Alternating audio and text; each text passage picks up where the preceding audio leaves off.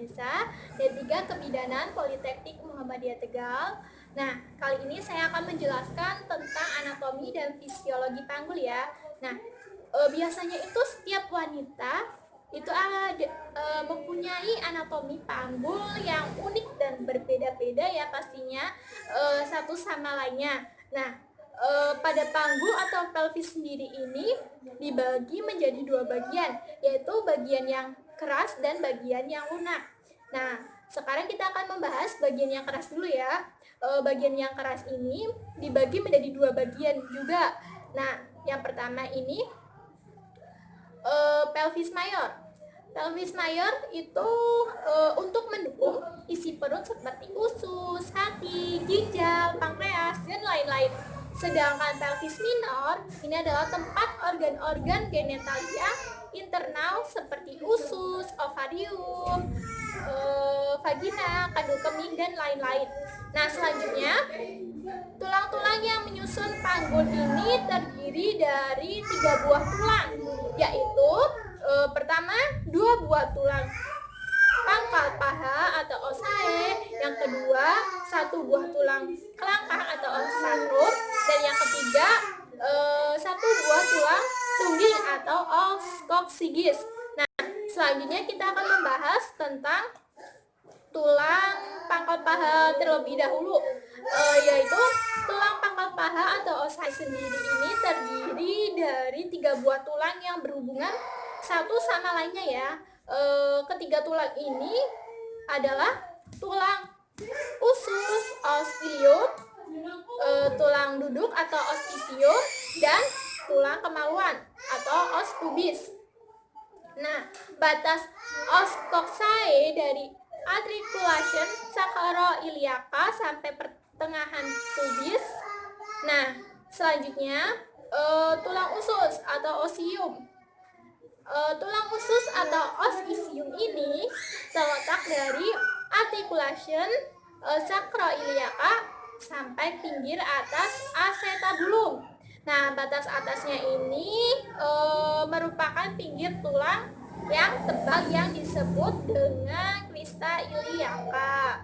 Nah, ujung depan maupun belakang dari crista iliaca ini yang menonjol itu ada 4 spina, yaitu yang pertama spina iliaca anterior inferior, kedua spina iliaca posterior superior, dan yang ketiga spina iliaca posterior inferior, dan yang terakhir spina iliaca posterior inferior.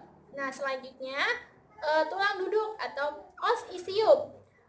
Os ischium ini terletak dari foramen obturatorium sampai pada pinggir atas acetabulum.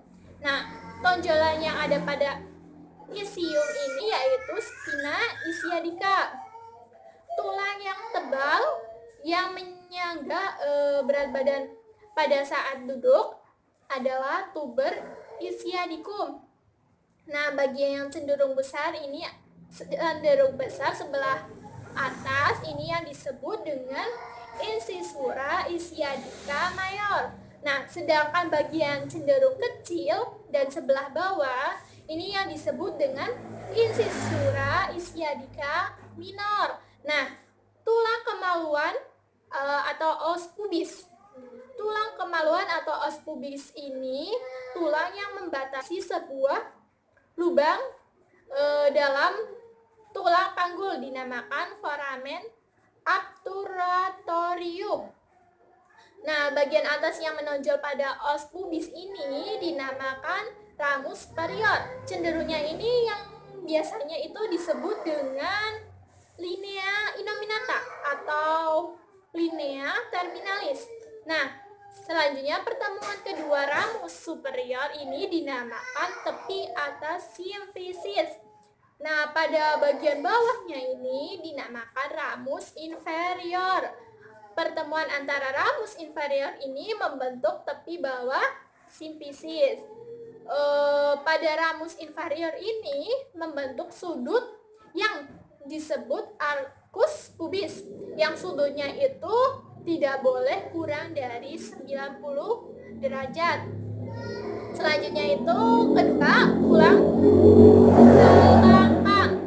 Nah, tulang kelangkang atau osakrum ini adalah tulang yang berbentuk segitiga melebar di atas dan meruncing ke bawah seperti ini, meruncing ke bawah ya, di sininya melebar dan meruncing ke bawah. Nah, batas-batas dari osakrum itu adalah batas kanan dan kirinya itu adalah artikulasi sakroiliaka. Sedangkan batas belakang atas itu yang namanya prosesus lumbalima. Nah, sedangkan batas bawahnya ini namanya koksigis dan batas depan atas ini adalah promotorium. Nah, pada pertengahan baris terdapat titik menonjol digunakan sebagai petunjuk atau melakukan pengukuran panggul dalam, ini dinamakan promotorium. Nah, pada bagian anterior memanjang sampai ilium dinamakan sayap sakrum. Lubang yang terdapat pada bagian depan ini yang dinamakan foramina sacroilia anteriora. Nah, selanjutnya lubang yang terdapat pada bagian belakang, kebalikannya yang tadi, itu dinamakan foramina sacroilia posteriora.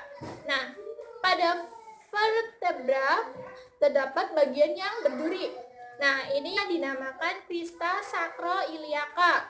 Nah, pada bagian samping tulang kelangkang ini berhubungan dengan kedua tulang pangkal paha dengan perantara artikulasi sacroiliaca dan ke bawah dengan tulang tungging.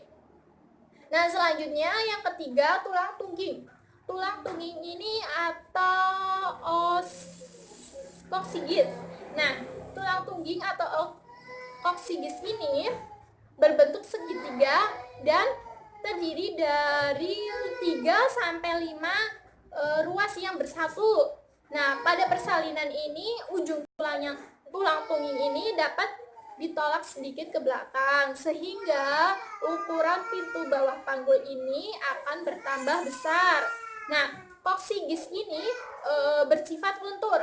Nah, kelenturannya ini mempengaruhi lebar dari ukuran panggul dalam. Ini penjelasan saya tentang anatomi dan fisiologi panggul. Terima kasih. Kurang lebihnya saya minta maaf. Wassalamualaikum warahmatullahi wabarakatuh.